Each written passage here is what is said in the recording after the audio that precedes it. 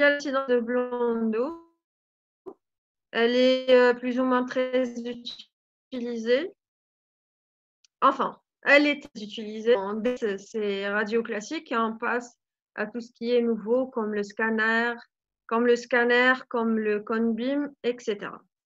Regardez cette position-là. La tête est défléchie, c'est-à-dire elle est portée vers l'arrière. Et le menton, il n'y a que le menton qui touche notre cassette, d'accord? Après, le rayon incident avec le plan orbitoméatal, il fait un angle de moins 45 degrés à moins 50. Donc, c'est-à-dire, bon, on s'en fout moins ou plus. L'essentiel, on sait que dans cette position, l'angle qui se fait entre ces deux plans-là, il fait 45 à 50 degrés. D'accord? Ensuite, voilà l'image. Bon, ça se voit que c'est un patient qui est à la tête comme ça. D'accord? On peut l'avoir aussi en bouche fermée ou bouche ouverte, mais de préférence en bouche ouverte, comme ça pour avoir complètement toutes les structures qui sont dégagées. Alors, ça permet aussi, comme la face haute, d'enregistrer ou bien de mieux voir les sinus. Regardez ici.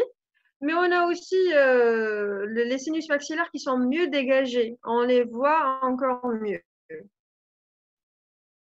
On peut voir aussi les malaires, les os malaires ici au niveau de la joue qui sont soudés aux os nasales qui paraît bien. On peut savoir si elle est inclinée ou pas, etc. Alors, une autre radio. Vous voyez ici les sinus, le sinus maxillaire. Et zygomatique, etc. Ça va nous permettre de déceler des fractures, par exemple. Voilà, pareil, ici, elle a la bouche ouverte, la tête défléchie, et c'est comme ça qu'on a enregistré cette radio dite de Blondeau. Voilà. Ensuite, il y a la téléradiographie de face. Bon, je vous rappelle qu'on parle ici de toutes les radios exobuccales de face, d'accord? La téléradiographie de face, elle est plus ou moins propre à l'ODF. On utilise beaucoup en ODF. Regardez là, la patiente, elle a la tête face au cliché, à la cassette radiographique. Et comme ça, notre radio est enregistrée bien de face. Donc, ici, on voit ce qu'on appelle le céphalostat, qui va nous fixer la tête. Non seulement elle est droite, mais aussi elle est symétrique en face de notre cliché.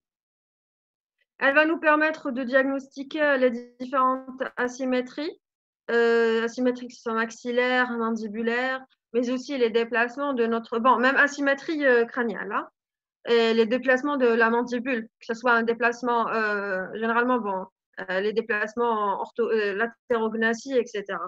Bon, vous voyez ici en bas, c'est une analyse de notre radio. C'est des points qu'on utilise, les points zygomatiques, les points jugales, etc. Et après, on va faire des calculs, on va faire une analyse pour savoir si le maxillaire est étroit, c'est-à-dire on est en endognathe, ou bien si le côté gauche est inférieur au côté droit. Voilà. Ça, les radios de face. On passe maintenant exobuccal de profil. Alors, euh, je voulais vous montrer le céphalostat. C'est dans la radio de face, mais vous voyez bien qu'il y a une partie qui va dans les conduits auditifs externes pour fixer la tête dans ce sens, avec une partie qui se fixe au niveau du nasal euh, sur la radio. Et le C va être utilisé dans une radiographie, téléradiographie de profil, pour être sûr que la tête du patient est bien droite. Il n'y a ni rotation c'est comme ni inclinaison de la tête, ni un tangage. Le tangage, c'est lorsqu'on place notre tête comme ça ou bien défléchie. D'accord? Ça, c'est pour ça qu'on utilise notre céphalostat. Et cette radio va nous permettre de faire des analyses orthodontiques, etc. Bon, regardez là, le patient aussi, il se tient devant le cliché. Bon, vous savez, plus le cliché est proche de notre objet, plus les dimensions se rapprochent des dimensions réelles. Et pourquoi notre rayon ici est éloigné? Parce que plus on est éloigné de rayon 1, c'est réel, et il n'y a pas d'agrandissement. Les proportions sont respectées.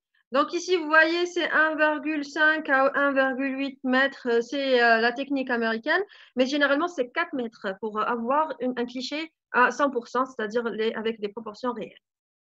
Voilà, ça explique encore mieux ce que je disais maintenant. Le film, lorsqu'il se rapproche de la tête, les dimensions sont plus ou moins respectées. Par contre, lorsqu'on l'éloigne, on a une tête plus agrandie, d'accord? Passe maintenant au maxillaire défilé, ou si c'est une radio de profil. Regardez comment le patient se tient. Alors, la tête est penchée comme ça et se tient sur la cassette. Pourquoi on fait cette position? Et ça sert à quoi cette radio? Cette radio va nous permettre de voir une branche horizontale maintenante de la mandibule, c'est-à-dire on va dégager. Lorsqu'on fait comme ça, on dégage cette partie et le rayon n'enregistre nos radiographies que une seule branche et non pas l'autre. D'accord? Regardez comment elle se tient ici. Alors, donc, on peut la faire à la mandibule ou au maxillaire, utiliser beaucoup plus à la mandibule. Regardez, voilà. Donc, lorsque le rayon incident entre par ici, il ne va enregistrer, plutôt, plus ou moins, on va dégager une branche. C'est ce qu'on va voir ici. Voilà, donc c'est la branche montante là, avec la branche horizontale d'un côté et là de l'autre. Et ça va nous permettre, par exemple, regardez ici, on a une fracture au niveau mandibulaire. On aurait pu la faire avec la face basse de tout à l'heure qu'on avait vue, mais après, lorsqu'on a une vue de profil, on voit mieux le trait de fracture. Et si on avait fait une radio de profil normale, on ne saurait pas quel côté est atteint, d'accord? Donc ici, c'est mieux visible. Voilà. Il y a aussi la radiographie dite de Schuller. Alors, il faut savoir que Schuller, c'est indiqué pour voir les ATM et pour voir les structures calcifiées de l'ATM. D'accord? Parce que c'est une radio, elle nous permet de voir uniquement les structures calcifiées. Voilà la position que le patient doit prendre. Ben, tout ça, c'est le technicien de radiologie qui doit apprendre tout ça. D'accord? Nous, on vous le montre juste pour que vous ayez une idée, mais vous devez savoir le résultat et interpréter le résultat par la suite. Bon, ici, regardez, le choulard se prend en bouche fermée et bouche ouverte. C'est pour voir la position du condyle en bouche fermée, la position du condyle en bouche ouverte, mais aussi de permettre de voir la, la, la tête du condyle, si elle est pas émoussée, s'il n'y a pas un problème à ce niveau-là.